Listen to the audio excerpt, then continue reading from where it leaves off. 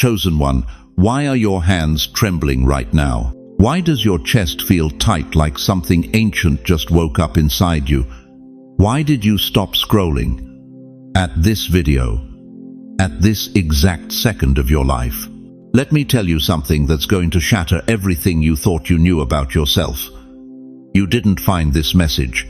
This message hunted you down. There are 7 billion people on this planet right now. 7 billion souls, scrolling, searching, surviving. But you're the one sitting here feeling like the air just got heavier. Like heaven itself just leaned in close and whispered your name. That's not anxiety, beloved. That's recognition. You see, most people live their whole lives and never feel what you're feeling right now.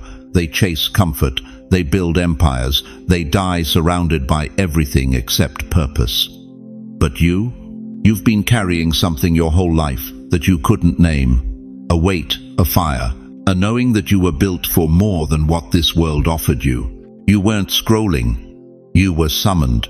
And if you're 70, 80, 90 years old, thinking, my time has passed, listen to me carefully.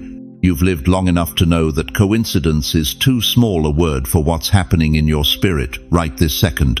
You've survived too much, endured too long, carried too many burdens to believe this moment is random. There is a weapon inside you, not a sword, not a shield, something older than human history, something that was placed in your DNA before you took your first breath, before your mother knew she was carrying you, before your name was ever spoken on earth.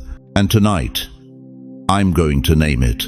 Before I go deeper, let me pause and honor every single one of you who has supported this message through super thanks. Your generosity means more than you know. You're not just donating, you're helping spread light to others who feel alone in their calling. Whether you give or not, I'm deeply grateful for your presence here. Your support, your time, your attention, it all matters. And if this message resonates with your soul, go ahead and sow that seed of faith. But here's what the enemy doesn't want you to discover. You are not weak because you've suffered. You're powerful because you survived. That depression that should have destroyed you, you outlasted it. That betrayal that should have broken you, you're still standing. That loss that should have buried you, you breathed through it. Every single battle you fought, and you're still here, that's not luck, beloved. That's proof you're carrying something hell itself cannot kill. If something in your chest is stirring already, if your spirit just said, this is for me, drop. I'm listening in the comments right now, because what I'm about to reveal will change how you see every scar, every struggle, every year you thought was wasted. Before this video ends, you will know the name of the weapon inside you, and once you hear it, you'll never see yourself the same again. The countdown has started. Your activation begins now. Why have you always felt like you don't belong here? Why, even at family gatherings, even surrounded by your own children and grandchildren, does something inside you whisper, this isn't home? Why have you spent 70, 80, 90 years on this earth feeling like a stranger in your own life? Let me tell you something that's going to crack open everything you've ever believed about your existence. Before your mother held you, before your father named you, before your first breath filled your lungs, God spoke a word over you that set hell itself on fire with fury. Listen to what the Almighty declared in Jeremiah 1:5. Before I formed you in the womb, I knew you. Before you were born, I set you apart. Not loved you, not blessed you, set you apart, marked you, separated you, designated you for something so dangerous, so powerful, so absolutely critical to his kingdom that the enemy has been hunting you since the day you were conceived. You think your childhood loneliness was random. You think those years of feeling different, of being the odd one out, of never quite fitting in, you think that was just bad luck. No, beloved, that was spiritual warfare. The forces of darkness recognized what was planted inside you before you even understood your own name. That weight you've carried your entire life, that sense that you were meant for something more, that restlessness that never goes away no matter how much you accomplish or accumulate. That's not dissatisfaction. That's not midlife crisis extended into your golden years. That's divine DNA trying to activate inside a world that was never designed to contain it. You are a vault. Heaven locked something inside you that hell has been trying to break open your entire life. Think about this. When banks want to protect their most valuable treasures, they don't leave them on display. They hide them. They bury them deep in reinforced steel, behind combination locks that only the rightful owner can open. And that's exactly what God did with you. He didn't make you comfortable. He made you strategic. He didn't give you an easy life. He gave you a classified assignment. Every struggle, every setback, every moment of isolation that wasn't God forgetting about you, that was God protecting what He placed inside you until the appointed time. Moses spent 40 years in Pharaoh's palace and another 40 in the desert before God said, "Now you're ready." 80 years of preparation for 40 years of purpose. David was anointed king at 17, but didn't touch the throne until he was 30. 13 years of running, hiding, surviving. Why? Because what God was building inside them required that exact amount of pressure, that precise calibration of pain and perseverance. You've been asking God, why did my life have to be so hard? But God's been answering, because what I hid in you is worth more than comfort. Look at your hands right now. Those wrinkles, the world calls them age, but heaven calls them authority. Every line is a battle you survived. Every scar is a testimony you earned. Every gray hair is a crown of wisdom that can only be forged in the fires of real life. You're not deteriorating, dear one. You're being revealed. But here's what's going to shake you to your core. The loneliness you've felt your entire life, that wasn't rejection. That was recognition. People sensed something in you they couldn't name. They felt a frequency they couldn't match. They encountered a depth they couldn't fathom. So they backed away. They dismissed you. They made you feel like you were too much or not enough. But the truth is, you were never too anything. You were just carrying something they weren't equipped to understand. Why did you feel different as a child? Because you were. Why did loneliness follow you even in crowded rooms? Because most people live on the surface, but you've always operated in the depths. Why have relationships felt shallow? Conversations felt empty? Success felt hollow? Because you weren't built for this world's rewards. You were built for heaven's assignments. The weapon inside you, and I'm going to name it before this message ends, it doesn't fit in the world's arsenal. It doesn't operate by earthly logic. It doesn't respond to human strategies. This weapon was forged in the furnace of God's own breath, and it's been hibernating inside you, waiting for the moment when you would finally stop apologizing for being different and start activating what makes you dangerous. You've been living like you're just another senior citizen counting down days.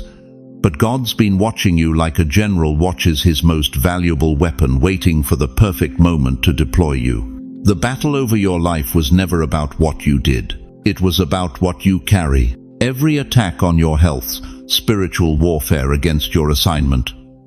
Every financial struggle designed to keep you distracted and defeated. Every betrayal, every loss, every moment you wanted to give up that was hell trying to kill you before you discovered what God encrypted in your spiritual DNA. But you're still here. You survived every scheme. You outlasted every attack. You're still breathing, still believing, still standing. And that, beloved, is proof that what's inside you is indestructible. The vault is about to open. But first, you need to understand that the combination lock isn't in your strength, it's in your surrender. It's not in your perfection, it's in your brokenness. Because the weapon God hid in you doesn't activate through human effort. It activates through divine timing and holy desperation. If something inside you just shifted, if you felt a tremor in your spirit, a quickening in your chest type, I carry something holy right now. Because what I'm about to reveal next will show you exactly why the enemy has fought so hard to keep you silent, small, and convinced your time has passed. The weapon has a name, and once you know it, everything changes. Listen to me very carefully. Chosen one, I need to tell you something that's going to make everything about your life suddenly make sense. You thought you were unlucky. You thought you were cursed. You thought God had forgotten your address while blessing everyone else on your block. But what if I told you that every attack you've endured wasn't random? What if every wound you carry has your name written on it in the war room of hell itself?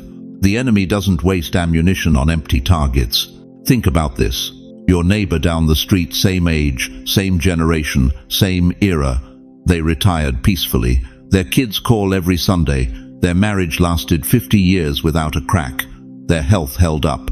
Their finances stayed stable. They're living out their golden years exactly the way the brochures promised. But you? Your story reads like a battlefield report.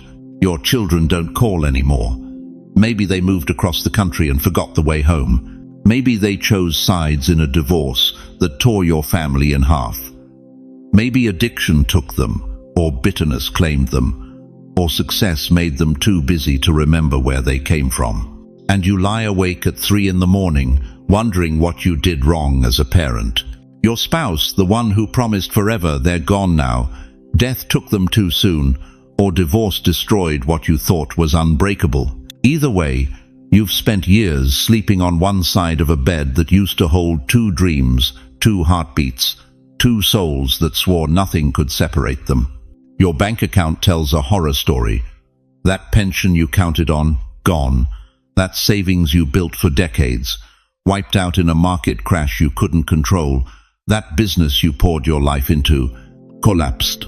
And now you're 75 years old doing math with a calculator at the grocery store, wondering if you can afford both your medication and your groceries this month. Your body has betrayed you. Diabetes, heart disease, cancer, chronic pain that no doctor can fully explain and no pill can fully silence.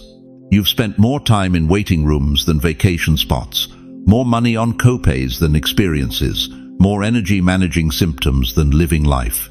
And the depression, oh God, the depression, that dark companion that's followed you since your 30s, that weight in your chest that no one else can see but you've carried every single day, the nights you've cried yourself to sleep, the mornings you've had to force yourself out of bed, the years you've smiled in public while dying in private.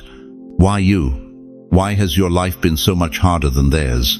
Because hell saw something. Let me show you what Scripture reveals about the chosen. Look at David, anointed as king while still a boy, then spent years running through caves, hunted like an animal by the very king he served faithfully. 1 Samuel 24 shows us David hiding, exhausted, wondering if God's promise was a cruel joke. But those caves weren't his punishment. They were his preparation. Every night of terror was teaching him to depend on God alone. Look at Moses, raised in a palace, destined for greatness, then exiled to a desert for 40 years tending sheep. 40 years, from age 40 to 80, forgotten by everyone except God. Exodus 3 shows us Moses at the burning bush, 80 years old, convinced his best years were behind him. But God was just getting started. Look at Joseph, dreamer, prophet, chosen one. And what happened? His own brothers threw him in a pit, sold him into slavery, and he spent years in an Egyptian prison for a crime he didn't commit. Genesis 39 through 41 shows us 13 years of hell before 1 day of promotion. But that prison wasn't waste. It was warfare. Hell trying to kill what heaven had planted. Do you see the pattern? The greater the calling, the fiercer the attack. Only those destined to carry fire are forged in extreme heat. You weren't attacked because you're weak. You were attacked because you're dangerous. The enemy doesn't mobilize against people who pose no threat. He doesn't orchestrate elaborate schemes to destroy ordinary lives. But you've had principalities assigned to you, generational curses aimed at you, spiritual warfare targeting you specifically. Why? Because you're carrying something that terrifies the kingdom of darkness. Let me show you 3 signs you were targeted because you're chosen. First sign, your suffering isolated you. While others had support systems, you faced your battles alone. Your family didn't understand. Your friends couldn't relate. Even your church felt distant. That isolation wasn't coincidence, it was strategy. The enemy wanted you alone because he knew that in your isolation you'd either break or become unbreakable. He gambled that loneliness would destroy you, but instead it taught you to hear God's voice above every other voice. Second sign, your attacks came in waves, right when breakthrough seemed close. Every time you were about to rise, something knocked you down. Every time healing seemed near, another crisis hit. Every time hope flickered, darkness rushed in to extinguish it. That timing wasn't random. Hell was trying to convince you that forward motion was impossible, that victory was a lie, that your destiny was defeat. Third sign, your pain gave you unusual compassion. While others your age became bitter, you became better. While they hardened, you softened. While they built walls, you built bridges. That supernatural ability to suffer without becoming cruel, that's not human nature. That's divine nature flowing through human veins. Your pain wasn't your enemy, beloved. Your pain was your prophecy. Every tear you cried was liquid prophecy being poured out, preparing you to comfort others with the comfort you received from Christ. Every betrayal was prophesying the ministry of reconciliation you'd carry. Every financial collapse was prophesying the message of provision you'd speak. Every health scare was prophesying the healing words you'd deliver. 2 Corinthians 1-4 says it plainly, "Who comforts us in all our affliction, so that we may be able to comfort those who are in any affliction." Your affliction wasn't pointless, it was purposeful. It wasn't random, it was required. The weapon inside you couldn't be activated without the war outside you. But here's what's about to shift everything. Here's what the enemy never saw coming. All those years he spent attacking you, trying to destroy you, attempting to silence you, he was actually building you. Every scheme he launched became a training session. Every trap he set became a testimony. Every night he thought he'd broken, you became another brick in the foundation of your unshakable faith. You survived what should have killed you. That alone proves you're carrying something eternal. But the question burning in your spirit right now is this: if all that pain was preparation, then what exactly am I being prepared for? Listen to me very carefully, chosen one. What I'm about to reveal to you has been hidden in plain sight your entire life. You've been walking around carrying nuclear power in a clay vessel, and the enemy has spent decades trying to convince you that you're empty. But you're not empty. You're loaded. You see, heaven has always had a strange way of hiding its strongest weapons inside its quietest people. Think about it. When God needed to take down a giant that had terrorized an entire army, who did he choose? Not the decorated soldiers, not the experienced warriors. He chose a shepherd boy with a sling and 5 smooth stones. David didn't look like a weapon. He looked like lunch for Goliath. When God needed to split the Red Sea and deliver 2 million people from slavery, what did he put in Moses' hand? Not a sword, not an army, a wooden stick, a staff he'd been carrying for 40 years in the wilderness, thinking it was just a tool for herding sheep. That staff didn't look dangerous, it looked ordinary. When God needed to defeat the Midianite army, 135,000 soldiers, what did he give? Gideon. Clay jars, oil lamps, and trumpets. 300 men carrying pottery that could shatter with one drop. That didn't look like a military strategy, it looked like a craft fair. And here's what breaks my heart, here's what should shake you to your core. You've been looking at yourself the same way the world looks at clay jars, fragile, breakable, past your expiration date. But what if I told you that your fragility was never your weakness? What if your cracked, worn, weathered exterior is exactly what makes you lethal in God's hands? Jael didn't use a sword to kill the enemy general Sisera. She used a tent peg and a hammer, household tools, the everyday items of a woman's life. Mary didn't conquer Rome with an army. She defeated darkness with one word: yes. Bezalel didn't preach a sermon. He built a tabernacle so beautiful that God's glory filled it, until no one could stand.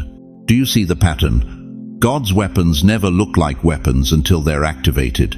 And you, beloved you, sitting there thinking you're too old, too tired, too ordinary, you are about to discover what heaven loaded into you before you ever knew you were in a war. Your weapon isn't what you carry in your hands, it's what you carry in your chest. Let me name it for you right now. Your weapon is your voice, but not the voice that speaks, the voice that has learned when to stay silent. Young people talk constantly. You've learned that some battles are won in the quiet, in the pause, in the refusal to defend yourself, because you know God fights better than you ever could. Your weapon is your faith under fire. You've been through hell and still showed up to church. You've buried people you loved and still praised God. You've watched your bank account hit zero and still tithed. That's not just faith, chosen one. That's weaponized trust. That's the kind of belief that makes demons nervous, because they know they've thrown everything at you and you're still standing. Your weapon is your endurance. You didn't just survive the storm. You survived storm after storm after storm, and somehow, impossibly, you're still soft. You're still kind. You're still capable of mercy after betrayal, love after loss, hope after heartbreak. The world looks at that and calls it weakness. Heaven looks at that and calls it indestructible. Your weapon is your discernment. You've lived long enough to smell a lie before it's fully formed. You can walk into a room and feel the spiritual temperature. You just know when something's off, when someone's hurting, when danger's coming. That's not intuition, beloved. That's decades of walking with God, teaching your spirit to hear what your ears can't catch. And here's the weapon the enemy fears most: your tears. Oh, those tears you've cried at 3 a.m. when no one was watching. Those weren't signs of weakness. Those were intercession. Every tear you've shed over your prodigal children, over this broken nation, over the state of the church, God has been collecting them in bottles. Psalm 56:8 says He's keeping record. Those tears are about to become answered prayers so powerful that generations will feel the shift. But here's the revelation that's going to rewire everything you thought you knew about yourself. Your weapon is the divine combination of everything you survived and the authority it produced. You want to know why young people have passion but you have power? Because passion is untested emotion. But authority only comes through fire. Authority is forged in the furnace of I shouldn't have made it, but I did. Authority is built in the valley of I should have quit, but I stayed. Authority is earned in the darkness of I should have lost my mind, but God kept me. Young people have energy. You have authority. They have dreams. You have proof. They have potential. You have history with a God who doesn't lie. And right now, at this exact moment in history, the world doesn't need another motivational speech from someone who's never bled. The world needs you, someone who's been through the fire and came out smelling like smoke and glory. Here's what you need to understand, and this is going to break something open in your spirit. No human in your family line has ever carried this level of spiritual maturity and authority. Not your parents, not your grandparents, not any ancestor before you. You are the firstborn of a new lineage. You are the one who broke through. You are the generation where heaven said, "Enough, I'm putting my weapon in the field." Every struggle you've survived, that was training.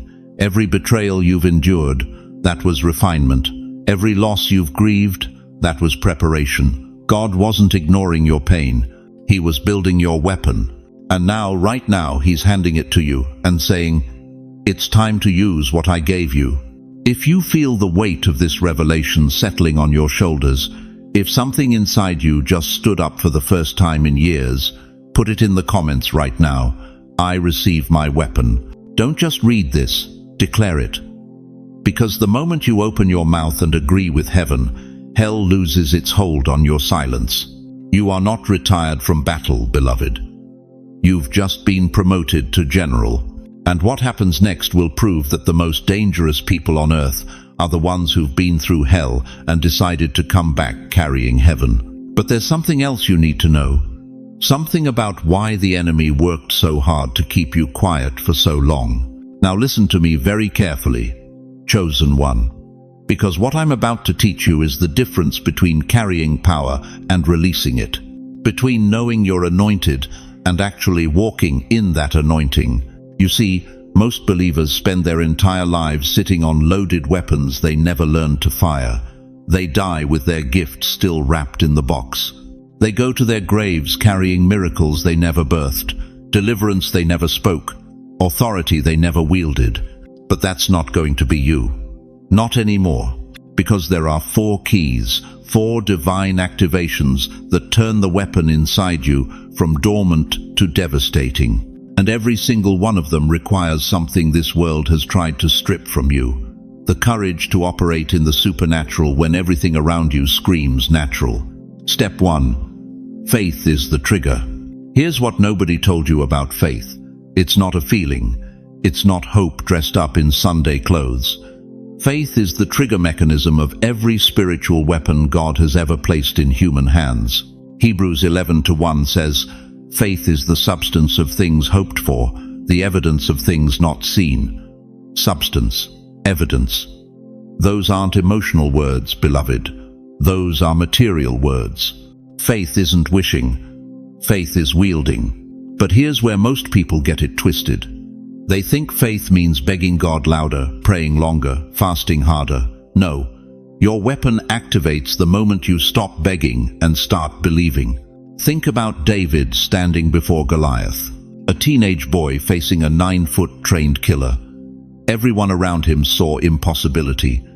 His own brothers mocked him. King Saul tried to dress him in armor that didn't fit. But David saw something different. He didn't beg God to kill Goliath. He declared it. 1 Samuel 17:46. "This day the Lord will deliver you into my hand, and I will strike you down." Not might, not maybe. Will. That's the sound of a trigger being pulled. How many years have you been begging God for breakthrough when He's been waiting for you to believe it into existence? How many times have you asked Him to move when He's been asking you to speak? Your weapon doesn't respond to desperation. It responds to declaration. Every morning you wake up still breathing is God handing you ammunition and saying, "Fire." Step 2. Purpose is the direction, but a loaded weapon without aim is just noise and destruction. You need to know where to point it, and that's where your calling comes in. Your purpose isn't some mystical thing floating in the clouds, dear one. Your purpose is written in your pain. It's carved into your scars. It's hidden in the exact battles you've been fighting for decades. Jeremiah 29:11 declares, "For I know the plans I have for you, plans to prosper you and not to harm you, plans to give you hope and a future." But notice God already knows the plans. The question is, do you? Here's how you find your aim. Look at where you've bled the most. That's where your weapon is meant to fire. The addiction you conquered, that's your target zone. The marriage that almost killed you but didn't, that's your battleground. The depression that tried to bury you alive, that's the very pit you're called to pull others out of. Moses didn't lead Israel out of bondage because he read about slavery in a book. He led them because he lived it. He murdered a man trying to defend his people. He ran for his life. He spent 40 years in the wilderness thinking his purpose had died, but God was just loading the weapon. When Moses stood before Pharaoh at 80 years old, every year of pain became precision. Every tear became trajectory. Your calling decides where your weapon points. And beloved, you've been aiming at the wrong targets. Stop shooting at your bills when God called you to demolish generational poverty. Stop firing at your loneliness when heaven positioned you to become a spiritual mother to the abandoned. Stop wasting ammunition on small battles when there's a war raging for your family's soul. Step 3. Mercy is the sharpness. Now here's where it gets supernatural. Here's where the weapon you carry becomes unlike anything this world has ever seen. Every time you forgave when you should have broken, your blade sharpened. Every moment you chose mercy over vengeance, your weapon gained an edge hell cannot dull. Every season you blessed those who cursed you, you were being forged into something unstoppable. Jesus said in Matthew 5:44, "Love your enemies and pray for those who persecute you." You thought that was about being nice. No, beloved. That was tactical training. That was God teaching you how to wield a weapon so sharp it cuts through spiritual darkness like light through shadow. The enemy wants you bitter because bitter weapons rust. He wants you angry because rage makes you reckless. He wants you vindictive because revenge turns your weapon back on yourself. But mercy? Mercy makes you dangerous, because when you forgive the unforgivable, when you love the unlovable, when you bless those who destroyed you, you're operating in a realm demons cannot touch. You're wielding the same weapon Jesus used when he said, "Father, forgive them." That's not weakness, that's warfare. Every betrayal you absorbed without retaliating, that was blade sharpening. Every wound you chose to heal instead of weaponize, that was divine precision training. Step 4, boldness is the release. But now we come to the moment that separates warriors from wishers. Because you can have faith, you can know your purpose, you can be sharp as a razor, but if you never pull the trigger, your weapon becomes decoration. Acts 4:29 records the early church praying, "Enable your servants to speak your word with great boldness, not great knowledge, not great wisdom, boldness." Because boldness is what releases everything else. Weapons unused become rust. Power unutilized becomes regret. And chosen ones who never step into their authority become the saddest stories heaven ever watched. God didn't arm you to survive this life, beloved. He armed you to change it. He didn't give you faith to hold it like a security blanket. He gave you faith to swing it like a sword. He didn't show you your purpose so you could admire it from a distance. He revealed it so you would run toward it with everything you have left. He didn't sharpen you through mercy so you could sit quiet and comfortable. He refined you so you would stand up and roar. Right now, in this very moment, there's someone drowning who needs you to speak life. There's a family curse waiting for you to break it. There's a generation watching to see if anyone still believes God moves through ordinary people. The weapon is loaded, the target is clear, the blade is sharp. The only question left is, will you finally pull the trigger? If you're ready, if every fiber of your being is screaming, yes, then comment right now, "I'm ready for activation." Because what comes next will show you exactly what happens when a chosen one finally remembers they were born for war, not worry. Now let me tell you something that's going to make your blood run cold and your spirit catch fire at the same time. You thought it was just life getting harder as you got older. You thought it was just the natural progression of age, more isolation, more struggle, more silence. But what if I told you that every attack intensifying in your golden years wasn't random at all? What if I told you it was strategic warfare? Listen to me carefully, beloved. When a weapon awakens, the battlefield responds. Think about what's happened to you in the last 5, 10, 15 years. The loneliness didn't just arrive, it multiplied. Friends you'd known for decades suddenly disappeared. Family members you raised with your own hands turned cold. Your children stopped calling. Your grandchildren got too busy. You found yourself sitting in rooms that used to be filled with laughter, now drowning in silence, so thick you could taste it. You thought you were being forgotten, but you were being isolated. There's a difference. The enemy knows something about you that you're just now beginning to remember. He knows that when a senior saint gets alone with God, when all the noise is stripped away, when all the distractions are removed, when there's nothing left but you and the Almighty, that's when the most dangerous prayers get prayed. That's when the most powerful intercession happens. That's when heaven moves earth. So he worked overtime to make sure your loneliness felt like abandonment instead of appointment. But it gets darker. It gets more personal. Why did the family conflict suddenly escalate? Why did children you sacrificed everything for turn against you? Why did the daughter you stayed up nights praying for start treating you like a burden? Why did the son you believed in stop believing in you? Because the enemy saw what God was activating in your bloodline through you. He saw the generational curse you were about to break. He saw the blessing you were about to release. He saw that your prayers in your 70s carried more weight than all the prayers of your youth combined. 1 Peter 5-8 warns us, "Be sober, be vigilant, because your adversary the devil, as a roaring lion, walketh about, seeking whom he may devour." But notice something: lions don't chase every animal in the herd.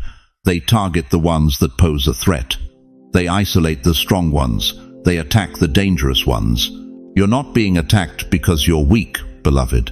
You're being attacked because you're dangerous. And here's where it cuts deepest. That depression that came back, the one you thought you'd conquered 30 years ago, why did it return now? Why did the darkness that you fought off in your 40s suddenly show up again in your 70s? Why does it feel heavier now than it ever did before? Because your weapon is about to be named. Because your identity is about to be revealed. Because the activation happening in your spirit right now is the very thing hell has been trying to prevent since the day you were born. The enemy doesn't waste ammunition on empty targets. He doesn't deploy his fiercest demons against powerless people. But you've had a bullseye on your back since before you could walk. Every financial collapse, every unexpected crisis, every door that slammed shut just when breakthrough seemed close. It wasn't bad luck. It was strategic opposition. Why did your finances collapse when you should have been secure? Why did the retirement you planned for 40 years suddenly evaporate? Why does it feel like every time you get ahead, something pulls you back? Because money is power. Money is influence. Money is the ability to fund kingdom assignments. And the enemy knows that when a senior saint with wisdom gets resources, when someone who's been refined by fire finally gets financial freedom, they don't buy toys. They fund revival. They support missions. They become spiritual warfare financiers who understand that every dollar is a kingdom weapon. So he attacks your provision to keep you dependent, distracted, and defeated. But here's what he didn't count on. Here's what hell miscalculated. Job 12:12 declares, "With the ancient is wisdom, and in length of days understanding." Every year you've lived, every battle you've survived, every test you've endured, it wasn't making you weaker, it was making you wiser. It was concentrating your anointing like wine in an old bottle, getting stronger, richer, more potent with time. Moses was 80 when he split seas. Anna was 84 when she prophesied over the Messiah. Caleb was 85 when he said, "Give me this mountain," and conquered giants. Age doesn't weaken anointing. Age concentrates it. This is why your late life awakening terrifies hell more than anything else. Because you're not a naive 20-year-old who can be distracted by success. You're not a frantic 40-year-old who can be derailed by ambition. You're a seasoned warrior who's already lost everything that could be taken, and you're still standing. You have nothing left to lose and eternity to gain. That makes you the most dangerous weapon in God's arsenal. Your voice felt silenced because the enemy knew what would happen when you finally opened your mouth with the authority of decades. Your testimony would destroy his lies. Your prayers would demolish his strongholds. Your very presence would shift atmospheres he's controlled for generations. But here's the shocking truth that's about to flip everything upside down. You're about to see why your awakening at this age is what hell feared most. Because what I'm about to reveal next will show you that every attack you've endured was actually confirming the weapon you carry. The darker the opposition, the brighter the anointing. And beloved, if your life has been hell, you're about to discover you've been carrying heaven. Listen to me, chosen one. Every single person watching this right now needs to hear what I'm about to say. And if you're 70, 80, 90 years old, you need to hear it twice. You are not retiring. You are being deployed. The world told you to step aside. Society whispered that your usefulness expired with your youth. Your own family might look at you with pity, thinking your best days are ancient history. But I'm here to tell you something that's going to set your spirit on fire. God doesn't have a retirement plan. He has an activation plan. And yours just began. You want to know why you're still breathing? Why your heart still beats when friends your age are gone? Why you wake up every morning even when your body aches and the world feels heavy. Because heaven has an assignment with your name engraved on it in letters of fire. Moses was 80 years old when God said, "Now you're ready." 80. The age when the world writes you off as irrelevant. But God looked at 8 decades of preparation and said, "Perfect. Now you can handle what I'm about to give you." Caleb was 85 when he declared, "Give me this mountain. Not give me a rocking chair. Not give me peace and quiet. Give me the mountain. Give me the giant-infested, impossible. Everybody said it couldn't be done. Mountain." Why? Because Caleb understood something that most people die never knowing. Your life is not winding down. It is converging. Everything you've lived through, every heartbreak, every victory, every mistake, every miracle, it's all been building toward this moment. All those years weren't random. They were training. Boot camp for what God is about to release through you in your final chapter. And I need you to understand something that will shake you to your core.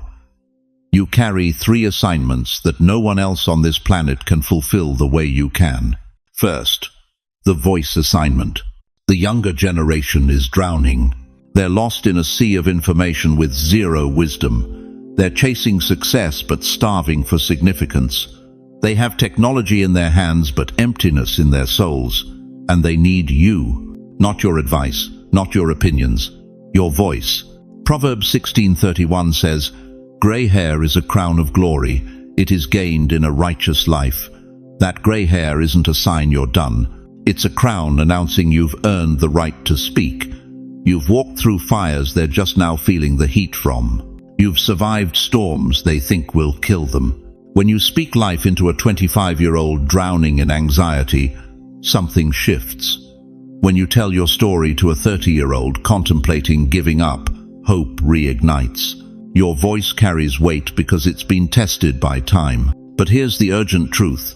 They're waiting for you to open your mouth. That grandchild who seems distant. They're desperate to hear wisdom that Instagram can't give them. That neighbor struggling with their marriage. They need to hear how you and your spouse survived 40 years. That young person at church avoiding eye contact. They're praying someone who's actually lived will tell them life gets better. Second, the atmosphere assignment. Wherever you walk, you shift the air. I'm serious. When you enter a hospital room, peace should follow. When you walk into family chaos, calm should settle. When you show up to a crisis, hope should arrive with you. Why? Because you've learned something the young haven't figured out yet. God is faithful even when nothing makes sense. You've buried people you loved and kept breathing. You've lost money and kept trusting. You've walked through valleys so dark that just surviving them gave you authority over darkness itself. Psalm 92:14 declares, "They still bear fruit in old age. They are ever full of sap and green." You're not drying up. You're ripening. And ripe fruit changes the atmosphere of every room it enters. Think about this. When Jesus needed someone to recognize him in the temple, who did God choose? Anna, 84 years old. She'd been waiting, praying, believing for decades. And when that baby walked through the doors, she was the first to proclaim the Messiah to Jerusalem. Your presence matters. Your peace is contagious. Your faith in the middle of chaos makes demons nervous and angels take notes. Third, the intercession assignment. This is where you become dangerous. This is where hell trembles, because your prayers carry generational weight that young believers don't have yet. When you pray, heaven leans in differently. When you intercede, angels mobilize faster. When you speak to God about your children, your grandchildren, your community, the Almighty listens with the attention reserved for those who've proven their faithfulness across decades. James 5:16 says, "The prayer of a righteous person is powerful and effective, but righteousness isn't perfection. Righteousness is tested faithfulness. And you've been tested by time, refined by fire, and proven by survival." That grandchild struggling with addiction, your prayers are breaking chains. That child who walked away from faith, Your intercession is building a road back. That community falling apart.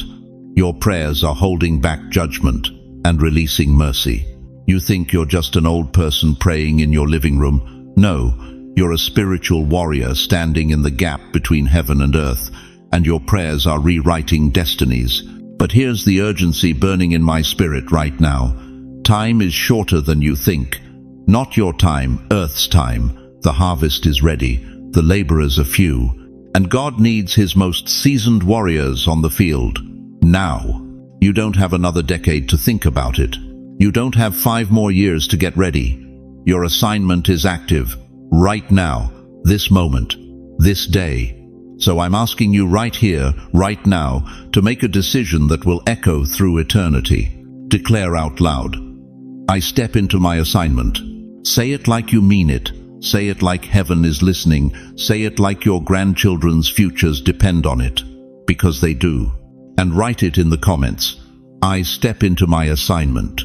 Let heaven take note. Let the angels witness. Let hell know that one more soldier just showed up for duty. Your life is not ending, chosen one. Your mission is just beginning. And what you do in this final chapter will determine what the next generation inherits. The question is, will you answer the call, chosen one? Something is happening inside you right now. Something ancient is waking up. Can you feel it? That strange heaviness settling over your chest like a warm blanket. That unexplainable peace mixed with a restlessness you can't quite name. Your spirit knows what your mind is still trying to understand. For 70, 80, 90 years, you've been walking this earth carrying something you couldn't see. You felt it in the quiet moments, 3 a.m. when sleep wouldn't come, and you stared at the ceiling wondering why you were still here. You felt it when everyone else seemed content with ordinary lives, but something in you kept reaching for more. You felt it every time you survived what should have destroyed you. That wasn't coincidence, beloved. That was preparation. Listen to me carefully. A weapon doesn't awaken all at once. First, it vibrates, slowly, like a tuning fork struck in the silence. Then it begins to hum, low, steady, building. And then it ignites. You're in the vibration stage right now. That's why you can't look away from these words. That's why your hands are still, your breath is shallow, your spirit is leaning forward. Heaven has struck the tuning fork, and your soul is beginning to resonate at a frequency this world has never heard before. But let me ask you something that's going to cut deep. Have you noticed a shift lately? Maybe it started weeks ago, maybe months. A strange peace that makes no sense given your circumstances. Or a heaviness that isn't depression, it's weightier than that, more sacred. Or a restlessness that won't let you settle for the life everyone expects you to live at your age. That's not your imagination. That's activation. You see, the Bible tells us in Jeremiah 1-5, "Before I formed you in the womb I knew you.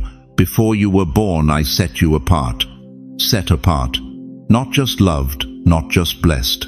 Set apart for something specific, something powerful, something the world wasn't ready for until this exact moment. David understood this. Remember him? Forgotten shepherd boy, too young to fight, too small to matter. His own father didn't even call him when the prophet came looking for the next king. But while his brothers stood tall and impressive before Samuel, God was looking at something they couldn't see.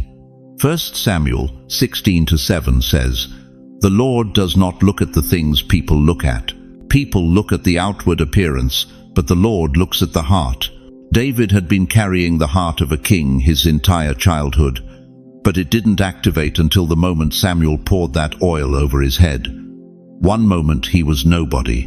The next moment, everything he'd been carrying in secret began to awaken. That's you right now. The oil is being poured, the weapon is beginning to hum. But here's what breaks my heart. Some of you have been told, you're too old for activation, too late for divine purpose, too worn out for spiritual warfare.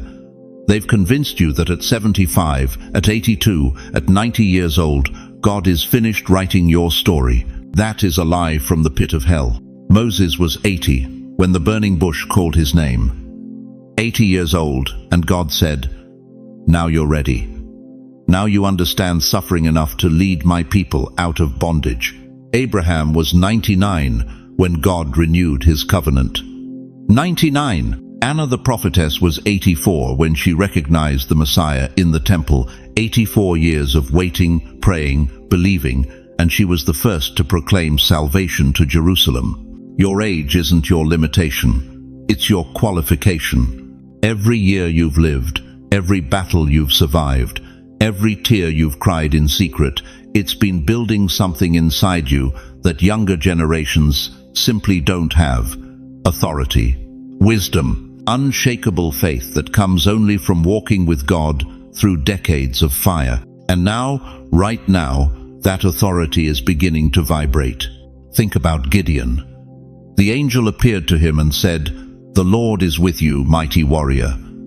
But Gideon was hiding in a winepress, threshing wheat in fear of his enemies. Mighty warrior. He felt like a coward. But the angel wasn't speaking to who Gideon was in that moment. He was speaking to what was about to awaken inside him. Judges 6:34 says, "Then the Spirit of the Lord came on Gideon." One moment he was trembling in hiding. The next moment, the weapon activated, and he became a deliverer of nations. You've been hiding too, haven't you? Hiding behind "I'm just old," hiding behind "my time has passed," hiding behind "God must have forgotten about me." But the Spirit is saying the same thing to you that he said to Gideon. Mighty warrior. Not someday. Not if you were younger. Right now. Today. This moment. Your spirit is no longer asleep. Heaven has begun its second activation. Can you feel it intensifying? That hum is getting louder. That vibration is spreading through your chest, down your arms, into your bones. This isn't physical exhaustion, this is spiritual installation. God is downloading something into your system that has been waiting in heaven's arsenal since before time began.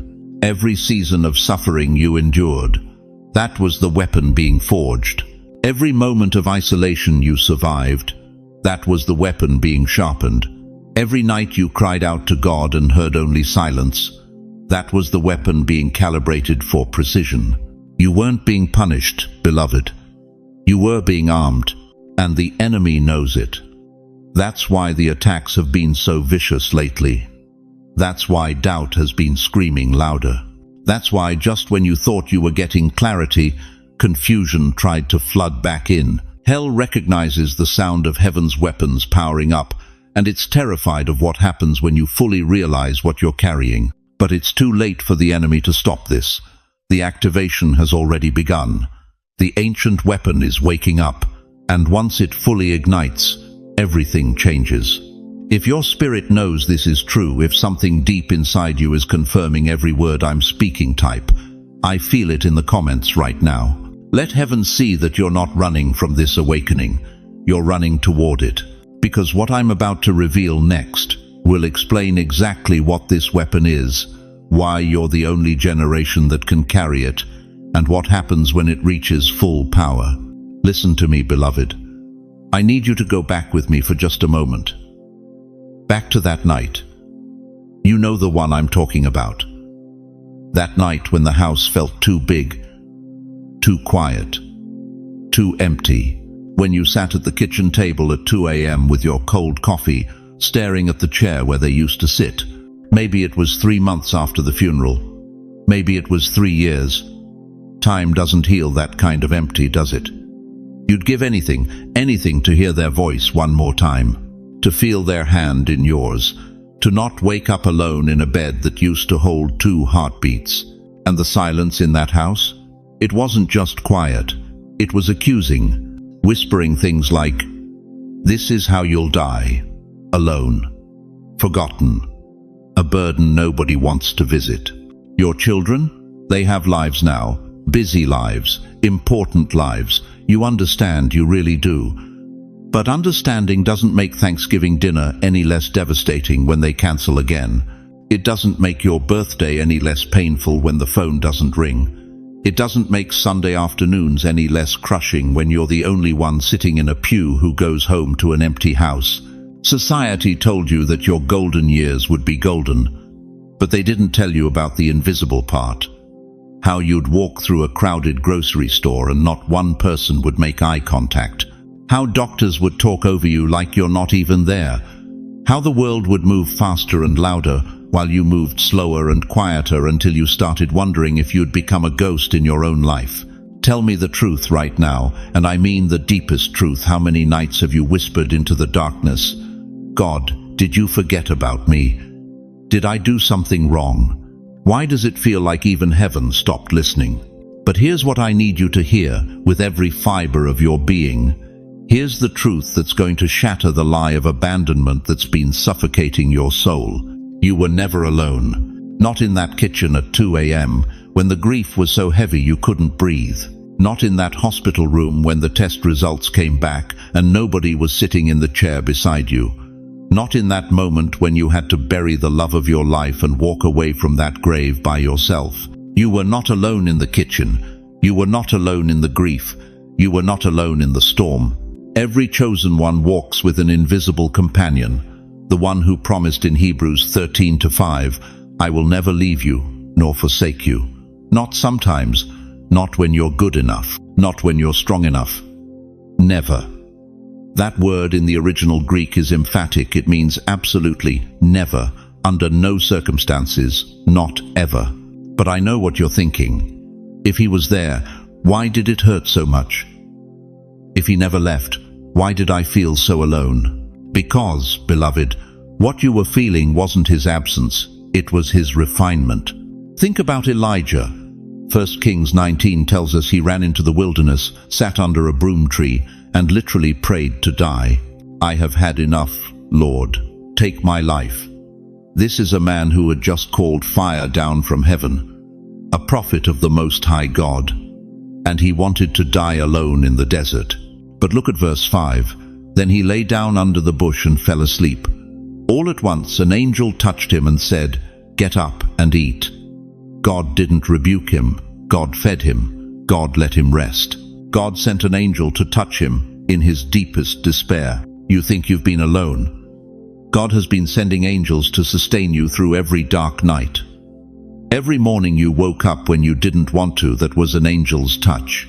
Every bill that somehow got paid when the math didn't add up, that was provision from the invisible companion. Every moment you wanted to give up, but found the strength to take one more breath, that was him, right there, holding you up. David understood this. Psalm 23:4 declares, "Even though I walk through the darkest valley, I will fear no evil, for you are with me." David wrote this as a shepherd who spent years in caves, hiding, running, abandoned by everyone he loved. But he learned something in those caves that changed everything. The presence of God is more real in the valley than it ever was on the mountaintop. Your loneliness wasn't abandonment, beloved. It was appointment. God needed you alone so he could speak to you without the noise. He needed you in the wilderness so he could show you that he is enough.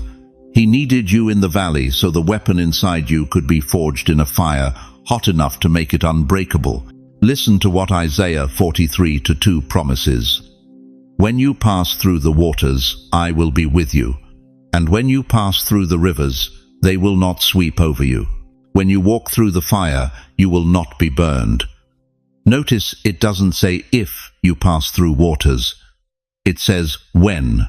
Because God knew, he has always known, that the weapon he placed inside you would require the kind of testing that isolation brings. The reason you survived what others didn't isn't because you're stronger.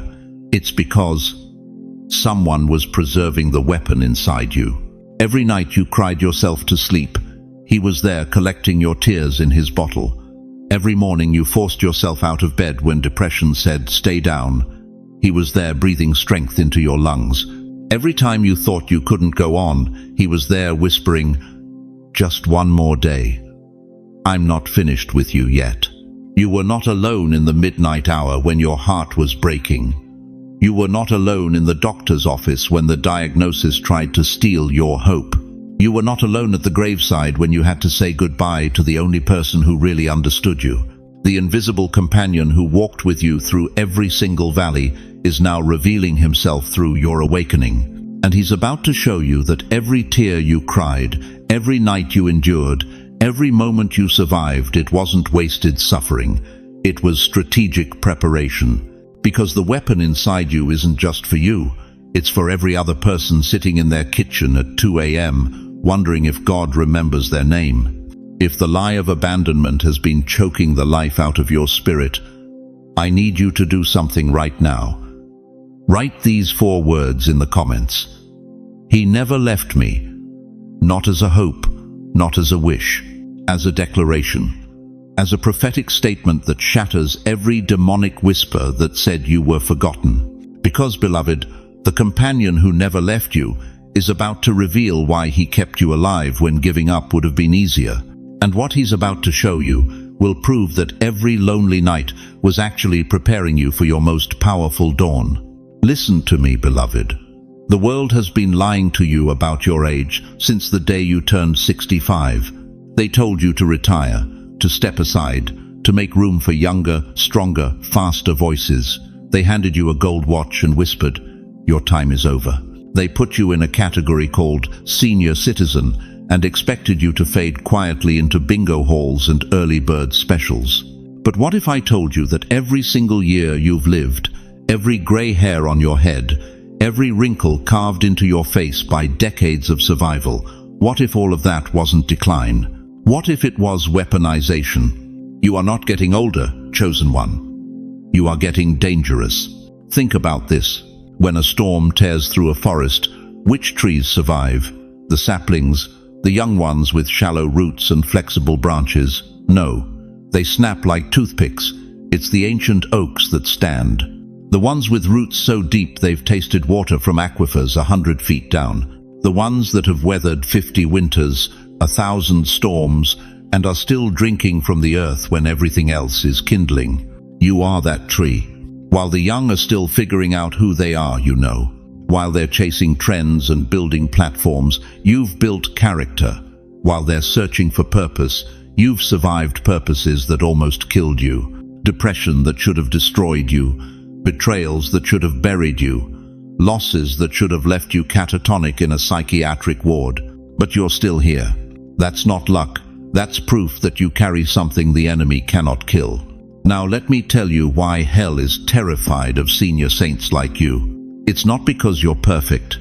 It's because you're proven. You've seen more. You've endured more. You've prayed longer. You carry generational memory that the young don't even know exists. When a 25-year-old says, "I trust God," it's beautiful. But when you say, "I trust God," after burying a spouse, after watching children rebel, after surviving cancer, after losing everything and rebuilding from nothing, that statement carries the weight of heaven itself. Your faith isn't theory anymore. It's testimony. Your trust isn't hope. It's history. Moses was 80 years old when God called him to deliver an entire nation. 80. The world would have put him in assisted living. But God said, "Now you're ready. Now you have what it takes." Why? Because only someone who had spent 40 years in Pharaoh's palace and 40 years in the wilderness could handle the pressure of leading 2 million complaining Israelites through a desert. Sarah was 90 when she gave birth to Isaac. 90. Her womb was dead. Science said impossible. Logic said ridiculous. But God specializes in using what the world calls finished. Caleb was 85 when he said, "Give me this mountain," not "give me a rocking chair," not "let me retire to Florida." He said, "Give me the giants, give me the battle, give me the impossible." And God gave it to him. Joshua 14:11 records Caleb's declaration, "I am as strong today as I was in the day that Moses sent me. As my strength was then, so now is my strength." Do you hear what he's saying? Your strength doesn't expire with your youth. It evolves. But here's the prophetic word that's going to wreck every limitation you've accepted. You are not slowing down, you are stabilizing. You are not fading, you are focusing. You are not nearing the end, you are nearing your assignment. Everything the world calls decline Heaven calls refinement. Your slower pace? That's wisdom choosing battles worth fighting. Your quieter voice? That's authority that doesn't need to shout. Your smaller circle? That's discernment cutting out everyone who doesn't belong in your final chapter. The young have energy. You have endurance. They have passion. You have proven faithfulness. They have dreams. You have the scars that prove God keeps his promises even when it takes decades. And right now, this very moment, there is a generation drowning in depression, anxiety, and meaninglessness. They need what only you can give them, not your advice, your presence. They don't need another motivational speaker. They need someone who's walked through hell and came out singing. They need to see that it's possible to survive what feels unsurvivable. Your grandchildren are watching you. Your neighbors are watching you. Strangers at the grocery store feel something when you walk past them, even if they can't name it. That's the weapon activating. That's the anointing radiating. But the enemy has been whispering lies to keep you silent. You're too old. Nobody listens to old people anymore. Your time has passed. Just enjoy your golden years and stay out of the way. That's not God's voice. That's the voice of a defeated enemy who knows that if you ever fully wake up to who you are and what you carry, his reign of terror is over. Let me tell you why God waited until now. Why he didn't use you at 30 or 40 or 50. Because your present version, the one sitting here right now with all your scars, all your stories, all your survival, is the only version that can carry this weapon. The younger you wasn't ready. The younger you didn't have the depth. The younger you would have taken credit for what only God could do. But now you know it's all him. Now you've lived long enough to understand that every breath is a gift. Every sunrise is a miracle. Every day you wake up is proof that your assignment isn't finished. God doesn't retire his generals. He promotes them to positions that require everything they've learned in battle. So say it out loud right now. Don't just think it. Speak it into the atmosphere. Let hell hear it. Let heaven record it. Say these 5 words with everything in you. My age is my anointing. Because, beloved, you're not winding down, you're winding up. And what's about to be released through you will leave this world asking the same question they asked about the disciples in Acts 4:13. Where did this authority come from? But there's something you need to understand about the weapon you carry. Something so dangerous that the enemy has spent your entire life trying to keep you from discovering it. Listen to me very carefully, chosen one. What I'm about to reveal to you isn't theory, it isn't philosophy. This is the weapon that's been forming inside you for 70, 80, 90 years, and you didn't even know it had a name. You've been asking God your whole life, why has everything been so hard? Why did I have to walk through fire when others got to walk through gardens? Why did I bury people I loved? Why did I lose what I built? Why did my body break down? Why did my heart shatter into pieces I'm still finding? Here's the answer that's going to change everything. You weren't being punished. You were being forged. There is a 3-fold weapon inside you that no ordinary human being carries. Not because they're not chosen, but because they haven't paid the price you've paid. They haven't endured what you've endured. They haven't survived what should have killed you. Let me show you the first blade. The forged spirit. Your spirit isn't soft anymore, is it? It's not naive, it's not fragile. You can't be manipulated by smooth words the way you could when you were young. You can't be shaken by threats the way others are. You've been through too much, you've seen too much. You've survived too much. That's not bitterness, beloved. That's steel. Think about David. Before he was a king, he was a shepherd boy fighting lions and bears with his bare hands. 1 Samuel 17:37 records his words, "The Lord who delivered me from the paw of the lion and the paw of the bear will deliver me from the hand of this Philistine." That wasn't confidence. That was a forged spirit. A spirit that had been tested in the wilderness when no one was watching. You fought your lions. You've battled your bears. And every single time you got back up, every single morning you chose to keep breathing when giving up would have been easier. Your spirit was being hammered on heaven's anvil. The Great Depression generation understood this. They knew what it meant to have nothing and still trust God. They knew what it meant to survive on bread and water and still praise His name. That generation carried a forged spirit because crisis after crisis, war after war, loss after loss, they refused to break. You are their descendant. You carry that same fire-tested steel in your bones. But here's what makes you dangerous to the kingdom of darkness. Your spirit has been forged so long, through so many decades of pressure, that it's harder than anything hell can throw at you now. The devil used to be able to scare you with threats. Now, you've buried too many loved ones to fear death. You've lost too much to fear loss. You've walked through too many valleys to fear shadows. Your forged spirit is the first blade of your weapon. But there are two more. The consecrated voice. You know what the world fears most? It's not youth. It's not energy. It's not even passion. The world fears a voice that has been seasoned by wisdom, soaked in sorrow, and purified by truth. Your voice carries weight now that it never carried before. When you speak, people lean in. When you pray, heaven moves.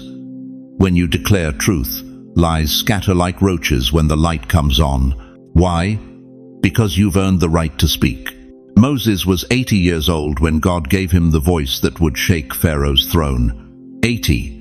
Exodus 7:7 tells us plainly, Moses was 80 years old and Aaron 83 when they spoke to Pharaoh. God didn't need a young voice. He needed a consecrated voice. A voice that had been humbled in the wilderness. A voice that had learned to speak only what the Father said. You've spent decades learning when to speak and when to stay silent. You've learned that some battles are won with words and some are won with wisdom. You've learned that your voice doesn't need to be loud to be powerful, it just needs to be true. That's the second blade. Your consecrated voice. The voice that has been baptized in tears, anointed by suffering, and authorized by survival. But the third blade is the most dangerous of all. The divine endurance. Let me ask you something that's going to cut deep. How are you still standing? How are you still believing after everything that tried to kill your faith? How are you still loving after everyone who betrayed you? How are you still trusting God after all the prayers He didn't answer the way you wanted? That's not human endurance, beloved. That's divine endurance. That's supernatural staying power that can only be found in people who have lived long enough to be refined by fire, tested by time, and proven by pain. Job understood this. After losing everything, his children, his wealth, his health, his reputation, he declared in Job 13:15, "Though he slay me, yet will I trust in him." That's not stubbornness. That's divine endurance. The ability to keep trusting when trust makes no logical sense. You have that same endurance flowing through your veins right now. You've outlasted every enemy. You've outlived every attack. You've outendured every storm that hell sent to drown you. The young have passion. But you have perseverance. They have excitement. You have endurance. They have dreams. You have proof. Proof that God is faithful even when circumstances scream, He's forgotten you. Heaven forged your life like a blacksmith forges steel. Decades of heat, decades of pressure, decades of shaping. Every loss was a hammer strike. Every betrayal was a tempering. Every disappointment was God removing the impurities from your spirit until all that remained was pure gold. This weapon didn't come from earth. Chosen one. That's why no human has ever carried it the way you carry it. This is a weapon that was forged in the furnace of your suffering, consecrated in the tears of your prayers, and perfected through the decades of your faithfulness. You are not a victim of your past. You are a warrior carrying 3 blades that hell itself cannot break: the forged spirit, the consecrated voice, and the divine endurance. If you feel the truth of this in your bones, if something inside you is saying, "Yes, this is who I am," comment, "I carry all 3 right now," because what I'm about to show you next will reveal why the enemy has fought you so hard for so long. He knew what you were becoming. And now, it's time for you to know it too. Chosen one, as we reach the end of this sacred moment together, I need you to hold on to 3 eternal truths that will anchor your soul in the days ahead. First, remember this. You carry a 3-fold weapon that no ordinary human possesses. Your forged spirit tempered by decades of trials. Your consecrated voice seasoned by wisdom and sorrow. Your divine endurance proven through survival itself. These aren't just qualities, they're weapons that hell cannot break and time cannot diminish.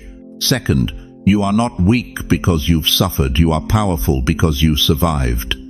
Every scar tells a story of victory, every grey hair is a crown of glory.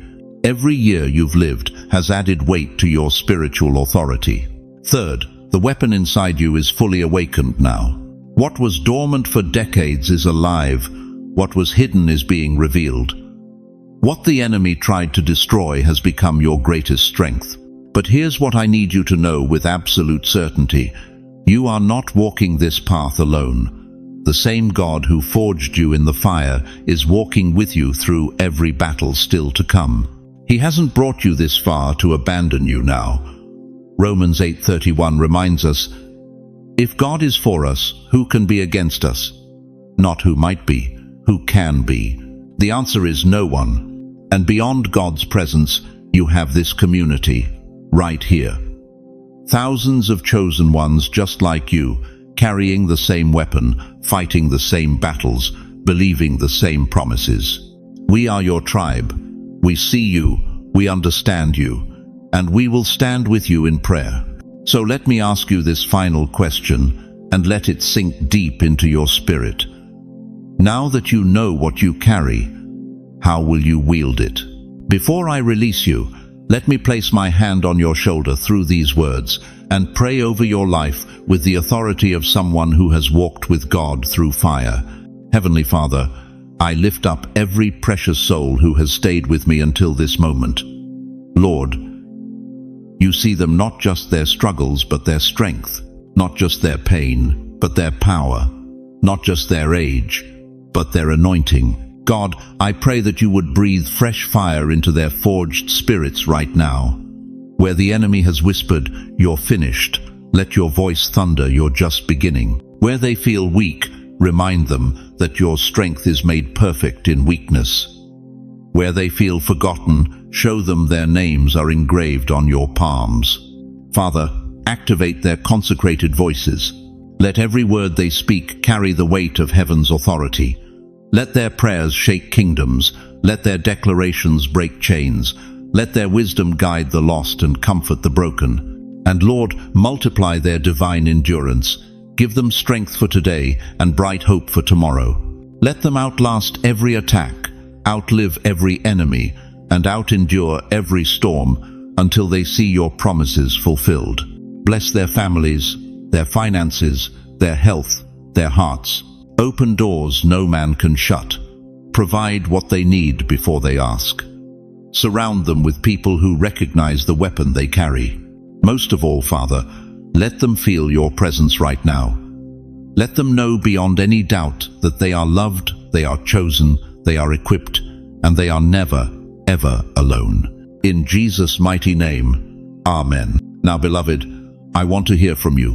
Drop a comment below and tell us what God spoke to your heart today. Share your testimony. Ask for prayer. Let this community surround you with love and intercession.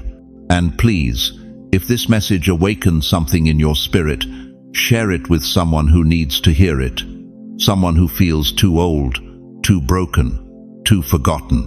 Remind them they carry a weapon beyond human history. If you haven't already, subscribe to this channel and ring that notification bell. This is more than content. This is a movement of awakened warriors. We're building a family of the forged, the consecrated, and the enduring. Thank you for staying until the very end. That tells me everything I need to know about your spirit. You don't quit. You don't give up. You press forward. Your weapon is awake.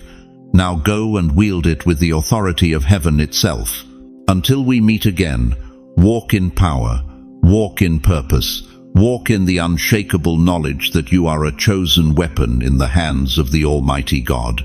God bless you, warrior. Your finest hour is here.